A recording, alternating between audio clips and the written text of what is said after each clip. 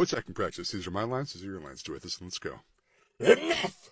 I have tried your diplomatic approach for long enough.